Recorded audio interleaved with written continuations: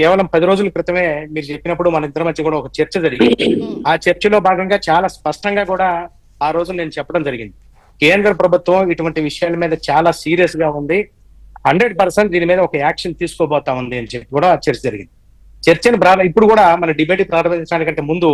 ముఖ్యంగా ఆంధ్రుల ఆత్మ గౌరవానికి ప్రత్యేకమైనటువంటి స్వర్గీయ నందమూరి తారక రామారావు గారిది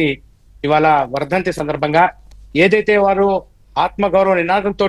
పార్టీని స్థాపించి అధికారంలోకి వచ్చారో వారి ఆత్మ సంతోషించే విధంగా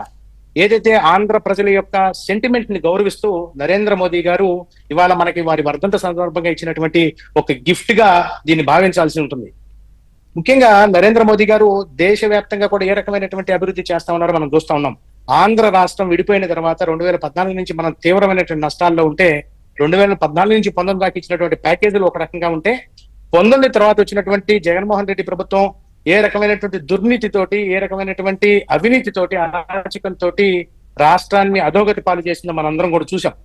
దాన్ని ఇవాళ అధిగమిస్తూ డబుల్ ఇంజన్ సర్కార్ ఏదైతే వచ్చిందో డబుల్ డిజిట్ ఎకానమీ డెవలప్మెంట్ చేసుకుంటూ జీడిపి అభివృద్ధి చేసుకుంటూ ఇవాళ రాష్ట్ర ప్రజల యొక్క ఆలోచనని వాళ్ళ యొక్క మనోభావాలను గౌరవిస్తూ 11,440 కోట్ల రూపాయలు ఇవాళ కేంద్ర ప్రభుత్వం శాంక్షన్ చేసిందంటే ప్రధానంగా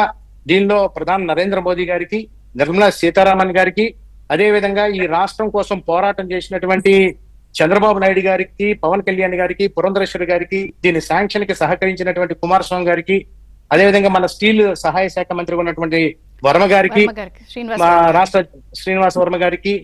అదేవిధంగా ఆ ప్రాంతంలో నుంచి గట్టి పోరాటం చేస్తున్నటువంటి సీఎం రమేష్ గారికి, మన రాష్ట్ర అధ్యక్షురాలు పురంధరేశ్వరి గారికి ప్రత్యేకంగా పేరు పేరున కూడా ఆంధ్ర రాష్ట్ర ప్రజల తరఫున, ఎన్డీఏ కూటమి తరఫున ధన్యవాదాలు, అభినందనలు తెలియజేస్తూ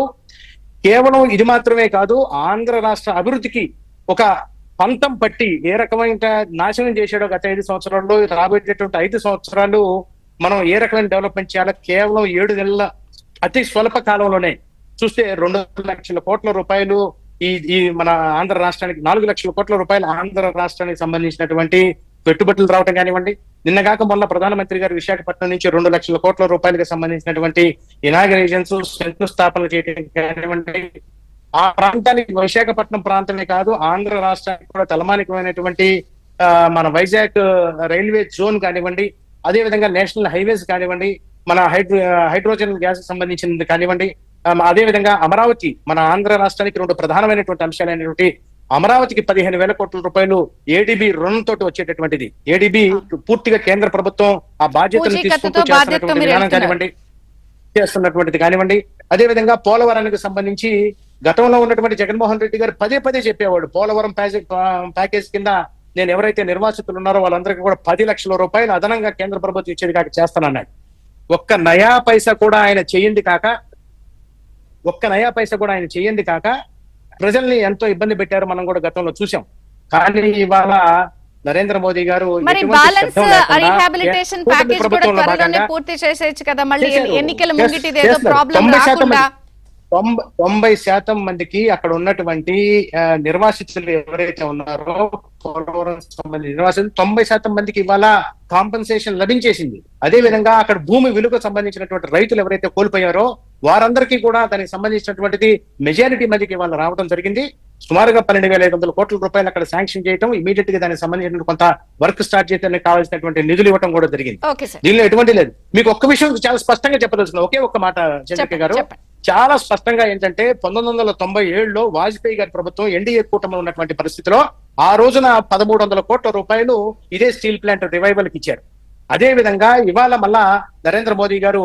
దీనికి సంబంధించినటువంటి 11,000 కోట్ల రూపాయలు ఇచ్చారు. ఒక్క విషయం నేను ఈ సందర్భంగా స్టీల్ ప్లాంట్ లో ఉన్నటువంటి కార్మికులకు కానివ్వండి, మన రాష్ట్ర ప్రజల మీద ఉన్నటువంటి కేంద్ర ప్రభుత్వం ఇష్టం ఉంది, కానీ మన మీద ఉన్నటువంటి బాధ్యత ఏంటంటే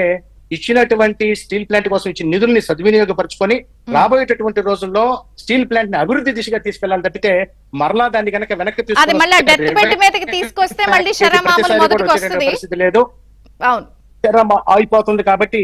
మీరు ఏదైతే ఇంతకుముందు దుర్గా కిషోర్ గారు కొట్టారు 35,000 కోట్ల రూపాయలు దాని మీద ఉందని చెప్పి 35,000 కోట్ల రూపాయలకు కూడా ఏ రకమైనటువంటి ప్యాకేజ్ చేయాలి, అదేవిధంగా క్యాప్టివ్ మైన్స్ ఏ రకంగా కేటాయించాలి అనేది దాని మీద చర్చ జరుగుతా ఉంది. ఇవాళకి స్టీల్ ప్లాంట్ మీద సుమారుగా మనకి ఒరిస్సాలో క్యాప్టివ్ మైన్స్ దాని కింద ఉన్నాయి. ఇవాళ వరకు మనం దాన్ని ఎక్కడ కూడా ఉపయోగించుకున్నటువంటిది లేదు. ఇవాళ రాబోయేటటువంటి రోజుల్లో దాని మీద కూడా కాన్సన్ట్రేట్ చేస్తూ